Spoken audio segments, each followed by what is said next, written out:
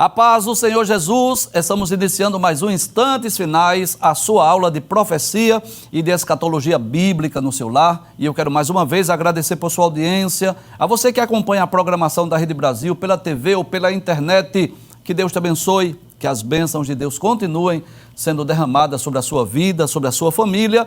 Seja muito bem-vindo aos Instantes Finais. Eu quero agradecer também a você que tem enviado a sua mensagem para nós. Obrigado por suas orações, obrigado por sua audiência, obrigado pelas mensagens. E eu digo sempre aqui, a sua opinião é muito importante para nós. O número do WhatsApp está aparecendo aí na sua tela, é o 994661010. Fique à vontade. Você pode enviar a sua crítica, a sua opinião, sua sugestão, ou se tem alguma dúvida, se você quer enviar a sua pergunta, também pode enviar através desse WhatsApp.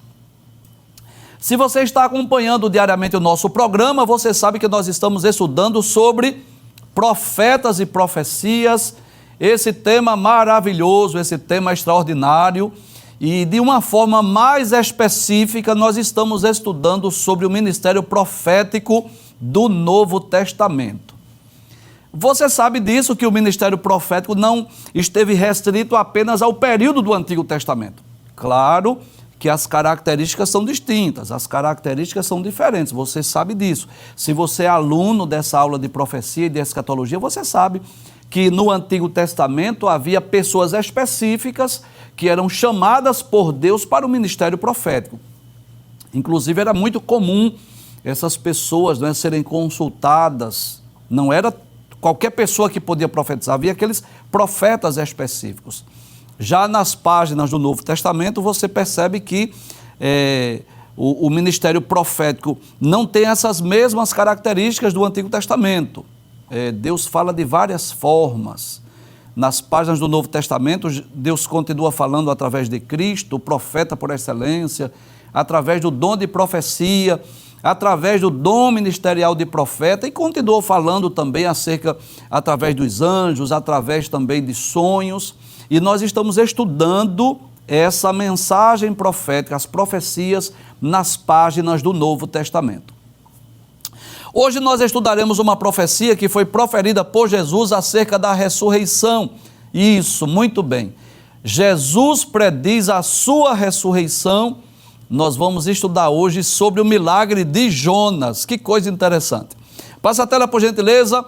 Vamos ler a introdução da nossa aula. Nós vamos dizer assim: diversos adeptos de grupos religiosos seguiam a Jesus durante o seu ministério terreno, com o intuito de questioná-lo, de tentar desfazer dos seus ensinos e de suas pregações. Essa imagem, ela ilustra muito bem. É como se, sentados aí ao lado de Jesus, estivessem os judeus comuns, os próprios discípulos de Jesus. Mas observe esse grupo em pé, com essas vestes especiais, que fazia parte desses grupos religiosos, dentre eles sacerdotes, escribas, fariseus, saduceus, além de outros. Traz a tela. Então observe que esses grupos religiosos, que deveriam ser os primeiros a receberem Jesus como Cristo, o Messias, o Salvador, na verdade eles iam onde Jesus estava para ouvir os sermões, os ensinos, as parábolas, mas não que tivesse desejo de aprender. Eles iam exatamente com o intuito de contradizer, de fazer perguntas capciosas para Jesus.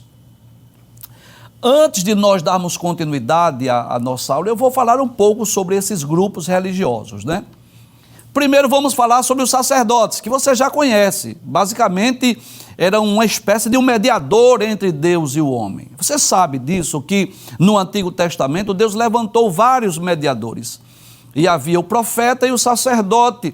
O profeta era aquele que ouvia a mensagem de Deus e transmitia ao povo, e o sacerdote fazia o sentido inverso, ouvia o povo e intercedia pelo povo a Deus. Os sacerdotes eram aqueles que ofereciam holocaustos, sacrifícios, ofertas. Foi Deus quem escolheu Arão e seus filhos para exercer o sacerdócio. Eram eles que realizavam as ofertas, tanto no tabernáculo como no templo em Jerusalém.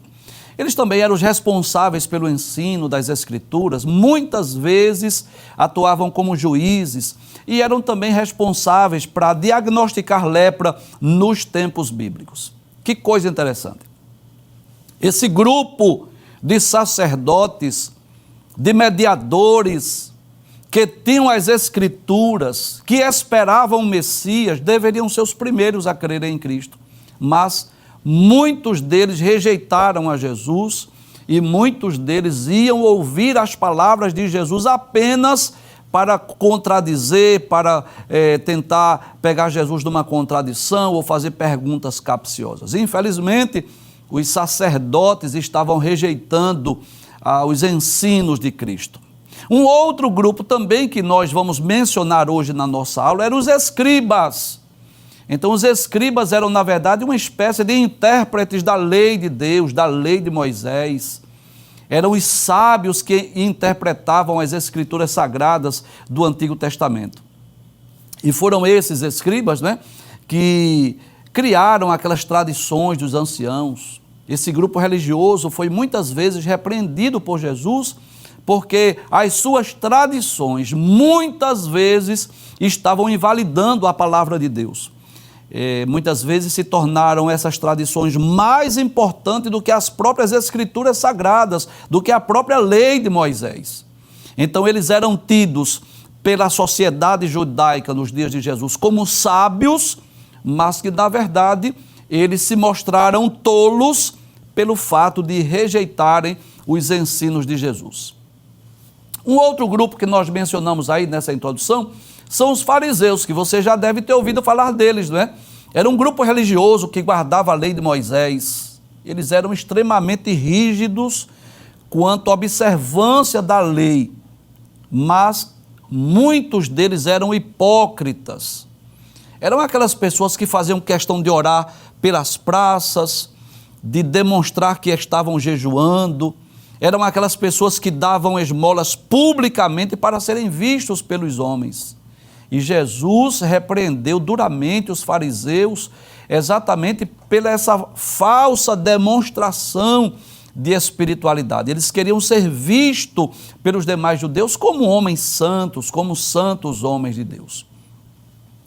E um outro grupo que nós também vamos mencionar são os saduceus. Nós já falamos deles aqui em outros programas, que eram aqueles que também guardavam a lei de Moisés, mas eles eram opositores dos fariseus. Os saduceus, eles não acreditavam em anjos, em seres angelicais, não acreditavam em espíritos, não acreditavam em ressurreição. Foi um dos saduceus que perguntou a Jesus, lembra daquela história de uma mulher que casou com 7 maridos? Pronto, então foi um saduceu, porque eles não criam nem na ressurreição e também não acreditavam em anjos e demônios. Eles eram opositores dos fariseus, mas lendo os evangelhos nós vamos perceber que esses dois grupos muitas vezes se uniram para contradizer os ensinos de Jesus. Inclusive é muito comum os evangelistas, mencionarem isso. Jesus calava um fariseu, aí um saduceu perguntava. Ou o inverso, Jesus calava um saduceu, aí vinha um fariseu para fazer perguntas a Jesus. Então, na verdade, eram grupos que não estavam seguindo a Jesus com o intuito de aprender os seus ensinos, mas com o objetivo de desfazer da sua mensagem. Vamos voltar à introdução da nossa aula mais uma vez? Então, diversos adeptos de grupos religiosos, seguiam a Jesus com esse objetivo de questioná-lo, de tentar desfazer os seus ensinos, as suas pregações. Dentre eles, quem? Sacerdotes, escribas, fariseus, saduceus, além de outros. Certa ocasião, alguns escribas e fariseus pediram a Jesus um sinal para que ele provasse que ele era realmente o Cristo, o Messias, o Rei dos judeus. Porém, Jesus lhes disse que nenhum outro sinal lhes seria dado, senão o sinal do profeta Jonas, como nós veremos a seguir. Por isso o título da nossa aula é esse. Jesus prediz a sua ressurreição e ao mesmo tempo ele fala do milagre de Jonas. Então esse grupo religioso pediu a Jesus um sinal. Na verdade, não havia necessidade de pedir mais nenhum sinal, porque Jesus já havia dado muitas demonstrações de que ele era o Cristo, o Messias, o Salvador do mundo. Há várias formas de nós provarmos isso. Primeiro, se estudar a genealogia de Cristo, como está escrito no primeiro capítulo de Mateus, nós vamos perceber isso, que Jesus é descendente de Abraão, que Jesus é descendente de Davi, conforme as profecias diziam. Jesus nasceu em Belém da Judéia. Quando Jesus veio ao mundo através de uma virgem. Quando Jesus nasceu, os anjos, apareceram aos pastores de Belém, trazendo aquela notícia que na cidade de Davi vos nasceu o Salvador, que é Cristo o Senhor, não é? Jesus foi batizado por João no Rio Jordão. João viu o Espírito Santo descer sobre ele. João disse: eis o Cordeiro de Deus que tira o pecado do mundo. Jesus havia feito sinais, milagres, prodígios, maravilhas. Jesus havia curado, ressuscitado, purificado leprosos, ressuscitado mortos, multiplicado pães e peixes, acalmado o vento e a tempestade. Então, já havia provas suficientes que Jesus era o Cristo, o Messias. Outro fato importante, eles tinham as Escrituras nas mãos. Custava nada ir entrevistar Maria, saber quem era Jesus. Custava nada a eles fazerem uma análise da vida de Jesus, iam perceber isso, que Jesus satisfazia as profecias do Antigo Testamento. Mas qual era o problema dos escribas, dos fariseus, dos saduceus? Era a incredulidade. O Filho de Deus estava diante deles e eles não creram, não acreditaram. Sabe o que é isso? Incredulidade. Foram pedir a Jesus mais um sinal. Jesus já havia feito tantos milagres, tantos prodígios, tantas maravilhas, e eles ainda queriam um sinal, que essa é uma das características do povo judeu. Paulo diz isso em 1 de Coríntios, capítulo 1, versículo 22, que os judeus buscam um sinal. Então eles foram pedir a Jesus um sinal. E vamos ver qual foi a resposta de Jesus. Passa a tela, por gentileza. Vamos estudar esse texto. Mateus capítulo 12, versículo 38, diz assim: então alguns dos escribas, ou seja, daqueles que eram intérpretes da lei, e dos fariseus, aquele grupo religioso que guardava a lei de Moisés, tomaram a palavra dizendo: mestre, detalhes. Eles chamavam Jesus de mestre, mas não o reconheciam como mestre. Essa é a verdade. Eles chamaram Jesus de mestre por chamar, mas eles não reconheciam. Traz a tela. Como é que o senhor sabe disso, professor? Simples. Eles não seguiram seus ensinos. Eles não seguiam os seus mandamentos. Eles não creram que Jesus era o Cristo. Ora, se eles reconhecessem Jesus realmente como mestre, eles não iam fazer essas perguntas para Jesus. Mas ele perguntou, abre a tela, por favor: mestre, quiséramos ver da tua parte algum sinal. Glória a Deus. Como quem diz assim: mostra para nós que tu és o Cristo, que tu és o Messias, que tu és o Filho de Deus. Tantos sinais Jesus já havia dado, E o que é que Jesus lhe responde? Passa a tela, por gentileza. Jesus diz assim: uma geração má e adúltera pede um sinal. Que coisa interessante. Que geração era essa? Geração má e adúltera. Aquela geração dos dias de Jesus. Traz a tela. E é bom lembrar isso, que esse adultério aí, ele se aplica muito mais no aspecto espiritual religioso, porque muitas vezes a Bíblia fala desse adultério no sentido espiritual. Lembra do livro de Oséias? Lembra de Gomer? Falava da história, da situação de Israel, do povo judeu. Então, eles estavam divididos em grupos religiosos, eles se diziam guardiões da lei de Moisés, eles se diziam filhos de Abraão, mas rejeitaram o Filho de Deus, rejeitaram a Cristo.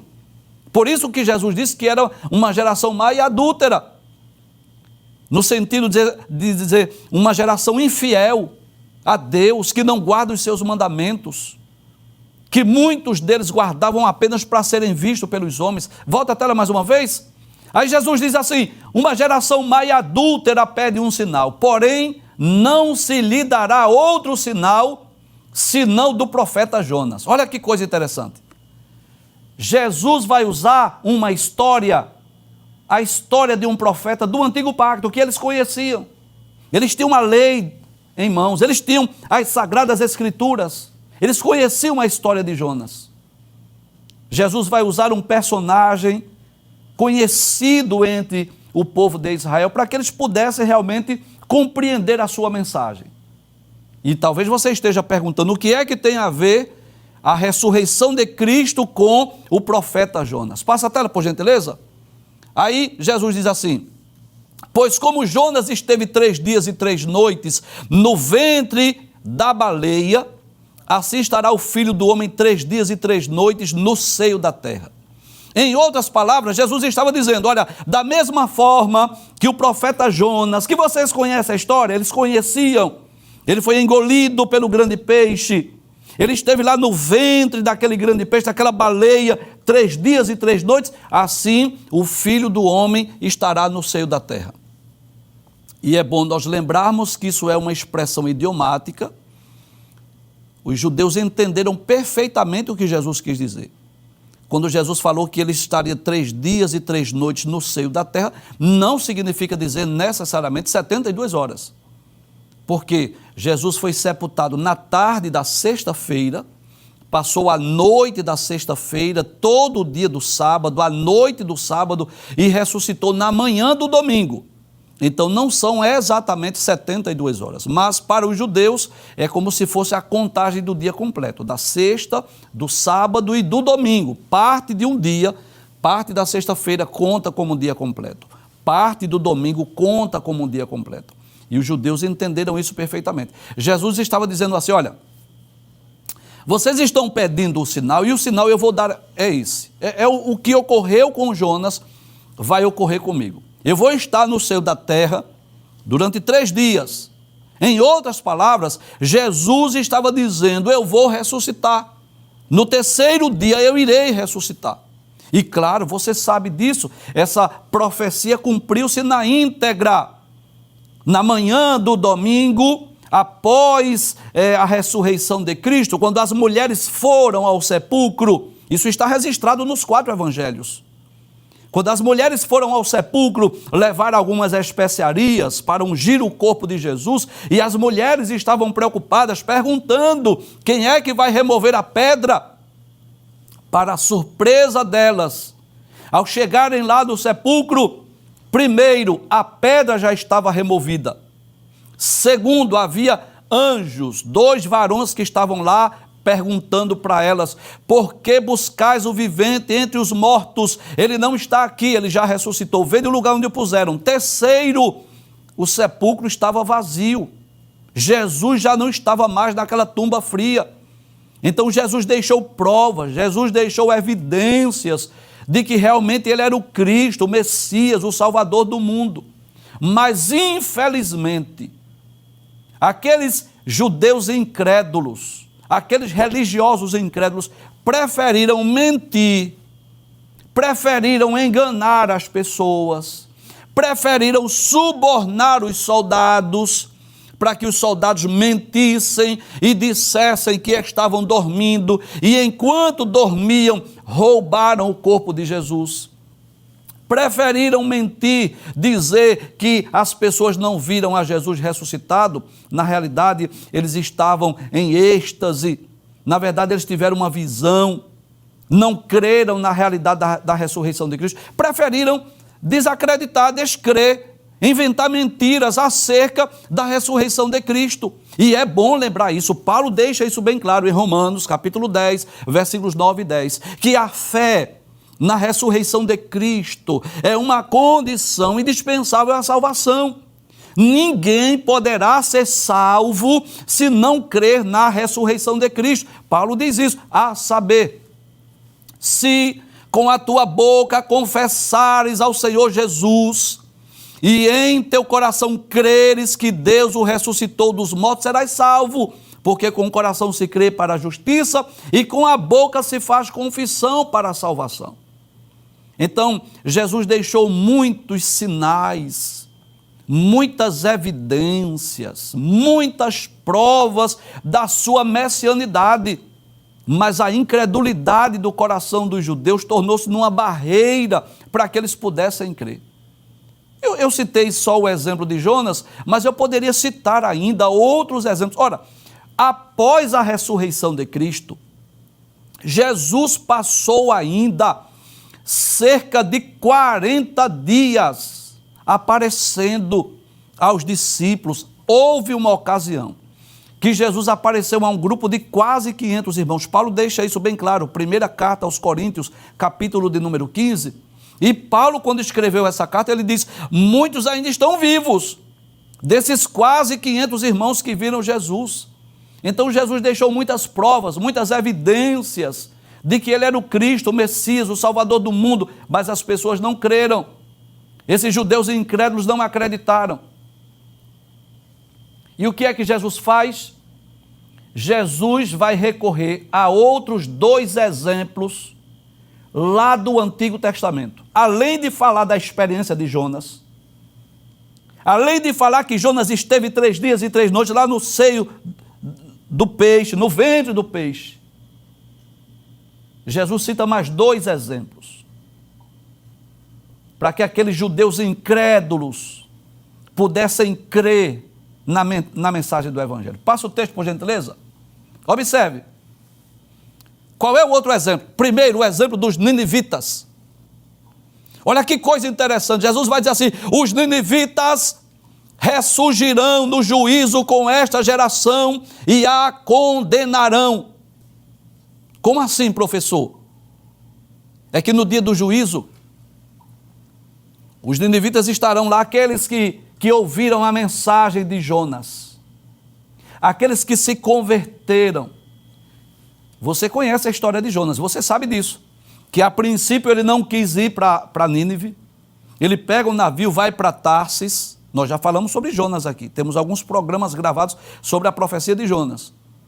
Mas o que acontece? Deus manda a tempestade e os marinheiros começaram a se preocupar com aquela tempestade, começaram a jogar fora as suas fazendas, e o capitão encontrou Jonas dormindo lá no porão.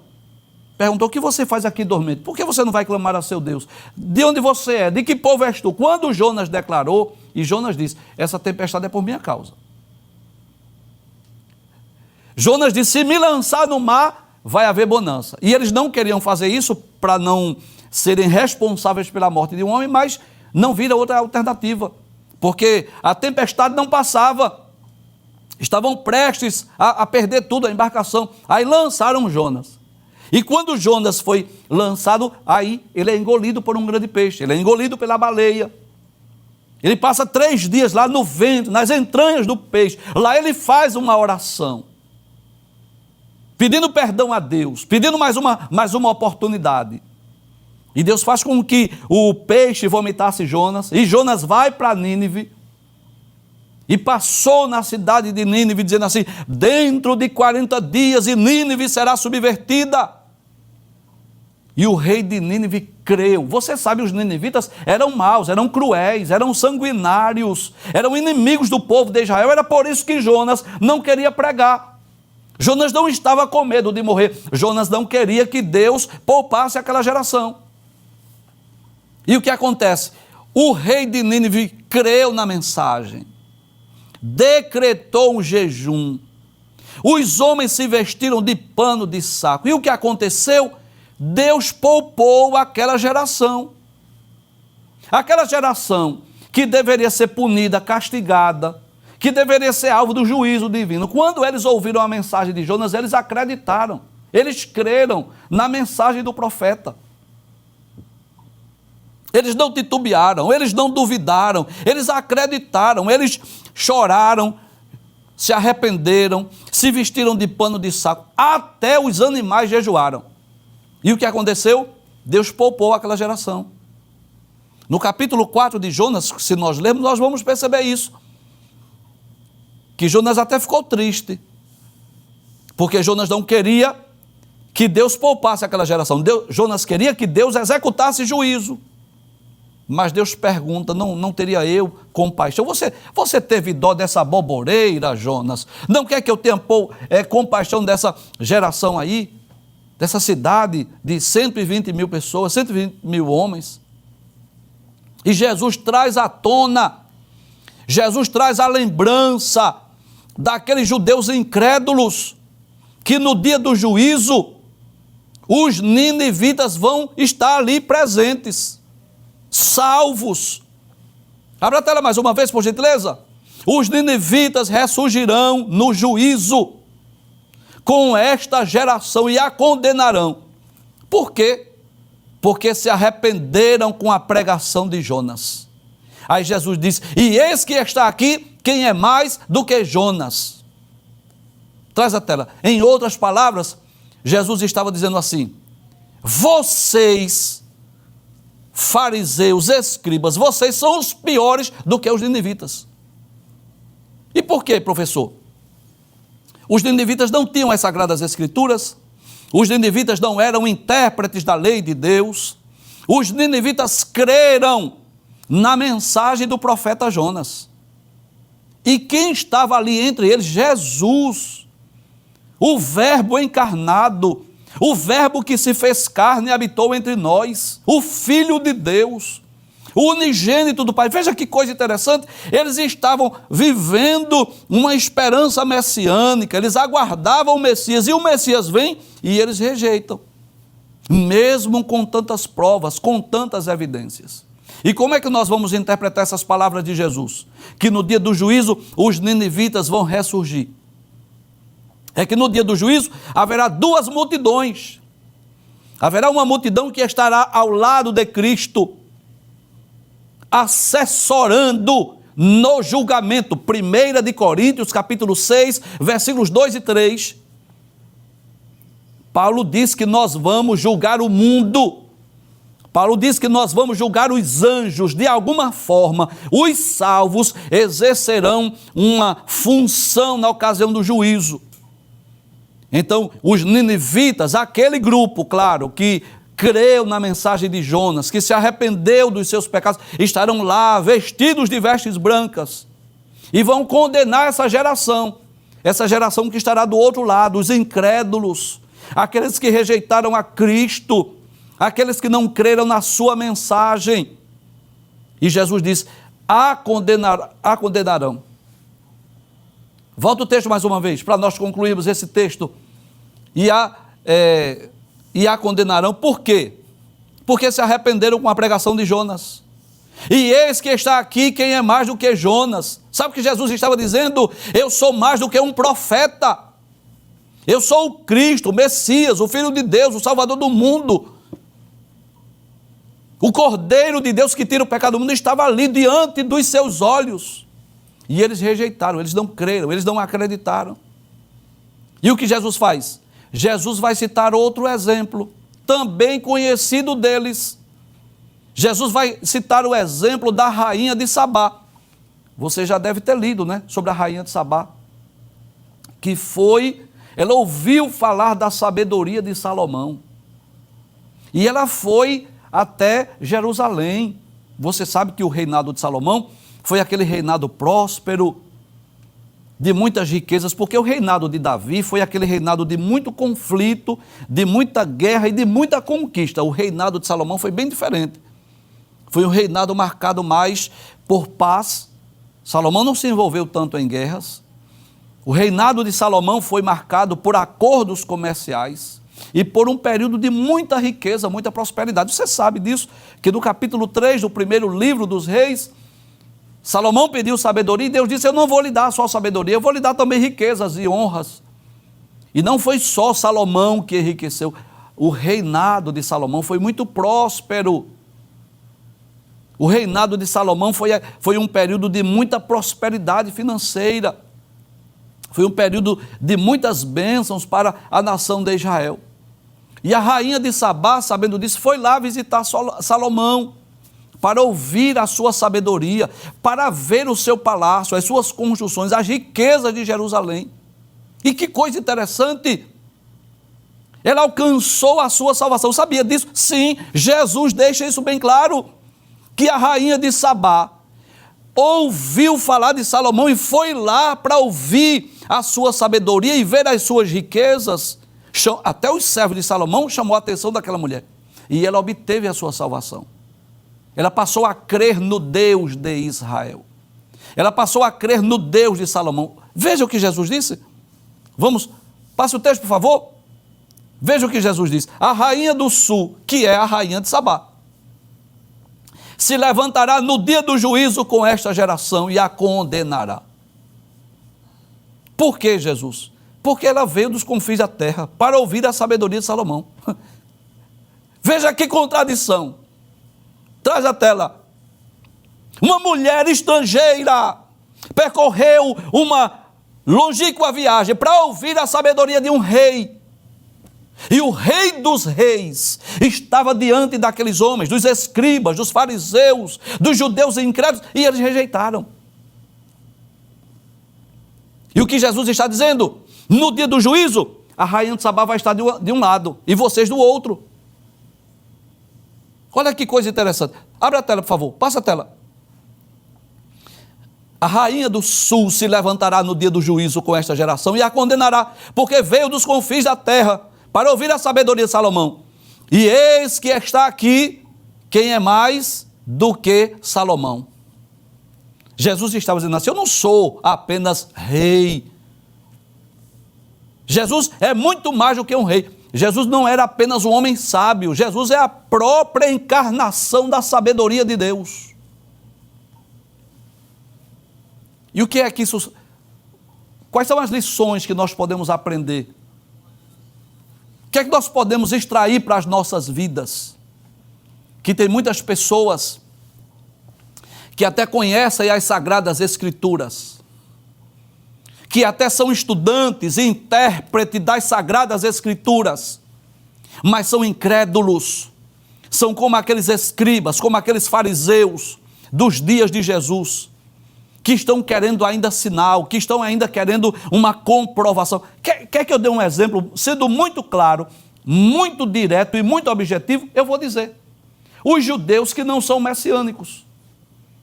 Com muito respeito, se eu estiver sendo assistido por judeus, né, que é possível que esteja acontecendo, mas se você é um judeu, se você acredita, né, tem como comprovar isso, que você é descendente da linhagem de Abraão, Isaac, Jacó, que você faz parte desse povo escolhido, eu quero dizer aqui com muita convicção, com muito respeito eu digo isso, mas com muita convicção, o fato de ser judeu não garante salvação a ninguém. Eu vou repetir essa frase mais uma vez. O fato de ser judeu não garante salvação a ninguém. Romanos capítulo de número 10, porque tem pessoas que pensam assim: ah, eu sou da semente de Abraão. Se você é da semente de Abraão, eu vou dizer assim: glória a Deus por isso, mas não se sinta salvo por isso. Romanos capítulo 10, versículo 1. Irmãos, o bom desejo do meu coração e a oração a Deus por Israel é por sua salvação. Olha que coisa interessante. Paulo está dizendo que o desejo dele é que Israel seja salvo. Aí ele diz no versículo 2: porque lhes dou testemunho de que tem zelo de Deus, mas não com entendimento. Porquanto, não conhecendo a justiça de Deus, que é Cristo, que é a cruz de Cristo, e procurando estabelecer a sua própria justiça, não se sujeitaram à justiça de Deus. Ou seja, não receberam a justiça de Deus. Então, eu posso dizer isso com muita convicção, que existem muitas pessoas hoje que têm as Escrituras, que leem, que interpretam, mas se rejeitar a Cristo, esse conhecimento ele não vai ser suficiente para garantir a salvação. O que é que vai garantir a salvação? É a fé em Cristo. Paulo deixa isso bem claro: só existe um Deus e um só mediador entre Deus e os homens. E quem é? Jesus Cristo, o homem. Foi Jesus quem disse: eu sou o caminho, a verdade e a vida. Ninguém vem ao Pai senão por mim. Não há outro meio de ser salvo. Não há outro caminho que leve a Deus senão Cristo. Não foi isso que Pedro disse em Atos capítulo 4, versículo 12? Em nenhum outro há salvação, porque também debaixo do céu nenhum outro nome há dado entre os homens pelo qual devamos ser salvos. Olha o que Paulo diz em Romanos 1,16: não me envergonhe do evangelho de Cristo. Não tenho vergonha do evangelho, não. Tem não, Paulo? Tenho não. Por quê? Ele diz, pois é o poder de Deus para a salvação de todo aquele que crê.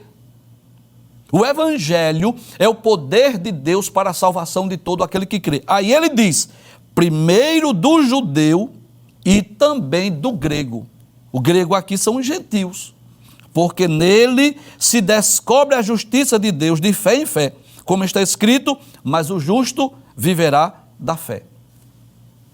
É claro que eu quero deixar bem esclarecido aqui, que eu não estou com isso dizendo que todos os fariseus, todos os saduceus, os escribas, os sacerdotes da época de Jesus, todos serão condenados. Não, claro que não.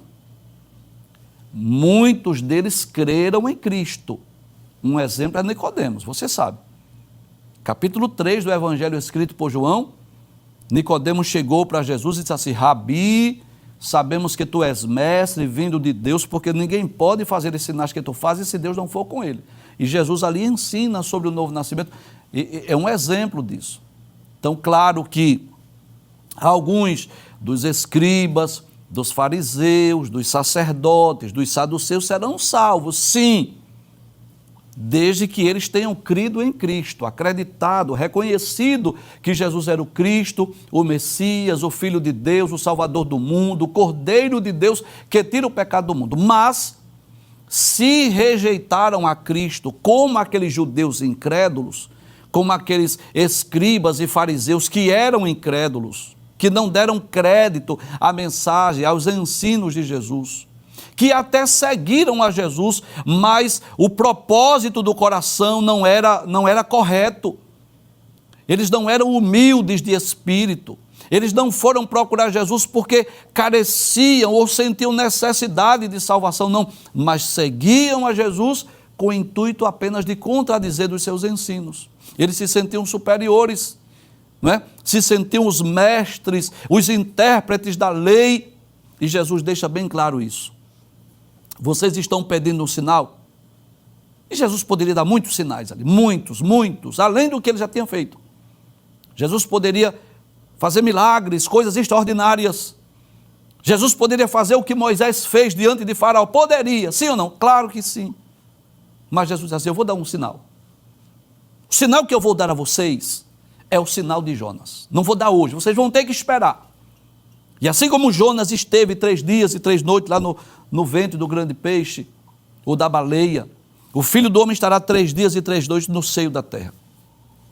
E eu quero concluir dizendo que uma das maiores evidências da messianidade de Cristo, não é a única, mas uma das maiores evidências, é o fato de Cristo haver ressuscitado no 3º dia, na manhã do domingo, como nós já dissemos.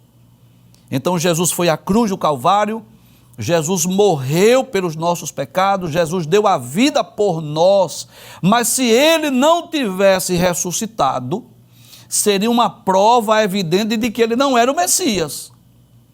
Se Jesus não houvesse ressuscitado, como disse Paulo na primeira carta aos Coríntios, capítulo 15, você conhece, o melhor texto que fala sobre ressurreição, primeira carta de Paulo aos Coríntios, capítulo de número 15, aí Paulo traz um resumo de como se deu a ressurreição de Cristo. Aí ele começa a dizer assim, no versículo 13, se não há ressurreição de mortos, também Cristo não ressuscitou. E se Cristo não ressuscitou, logo é vã a nossa pregação, também é vã a nossa fé. Sabe o que é que Paulo está dizendo? Se Jesus não houvesse ressuscitado, a nossa fé seria vã.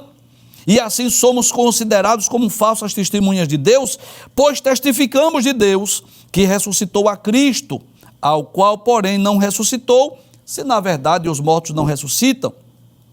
Porque se os mortos não ressuscitam, também Cristo não ressuscitou. E se Cristo não ressuscitou, é vã a nossa fé, e ainda permaneceis nos vossos pecados, e também os que dormiram em Cristo estão perdidos. Aí Paulo diz, se esperarmos em Cristo só nessa vida, somos os mais miseráveis de todos os homens. E eu quero concluir o programa dizendo que uma das maiores evidências, não a única, mas uma das maiores evidências que provam que que Jesus é o Cristo, o Messias, o Filho de Deus, o Salvador do mundo, é o fato dele haver ressuscitado ao terceiro dia. Os líderes de religiões, os seus corpos estão aí espalhados pelo mundo e as pessoas vão visitar aqueles sepulcros, aquelas sepulturas, e lá está uma placa indicando que ali estão os restos mortais de alguém que foi sepultado ali. Mas no caso de Cristo, não é, há uma exceção, porque a placa que tem lá no seu sepulcro é que ele não está ali, porque ele ressuscitou para comprovar que realmente ele é o Filho de Deus.